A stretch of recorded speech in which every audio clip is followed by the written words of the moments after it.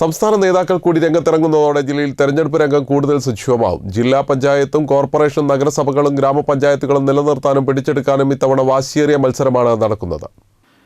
തദ്ദേശ സ്ഥാപനങ്ങളിൽ ഭരണം നിലനിർത്താനും തിരിച്ചുപിടിക്കാനുമുള്ള അവസാന തന്ത്രങ്ങളുമായി സ്ഥാനാർത്ഥികളും മുന്നണികളും അവസാന ലാപ്പിലേക്ക്. കൊണ്ടും കൊടുത്തും ഇനി പ്രചരണം കൊഴുക്കും. പ്രചരണത്തിനായി സംസ്ഥാന നേതാക്കൾ വരെ എത്തിത്തുടങ്ങി.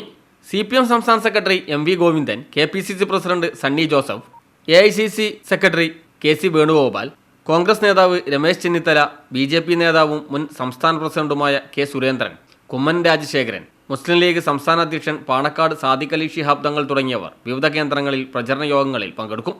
UDFും LDFും കുടുംബയോഗങ്ങൾ മത്സരബുദ്ധിയോടെയാണ് സംഘടിപ്പിക്കുന്നത്. സ്ത്രീകളുടെ വോട്ടുകളാണ് ഇത്തരം യോഗങ്ങൾ വഴി ലക്ഷ്യമിടുന്നത്. നേരത്തെ തന്നെ ഇത്തരം യോഗങ്ങൾ CPM തുടങ്ങിയിരുന്നു.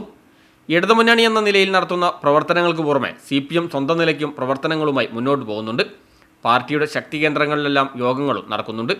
ജില്ലയിൽ ചുമതലയുള്ള മന്ത്രി PM മുഹമ്മദ് റിയാസാണ് ഇത്തരം യോഗങ്ങളിൽ മിക്കയിടങ്ങളിലും പങ്കെടുക്കുന്നത്.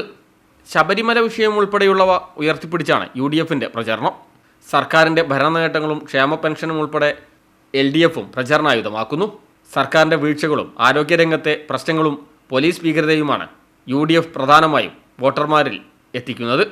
ന്യൂസ് ഡെസ്ക് CTV പ്രാദേശിക വാർത്ത.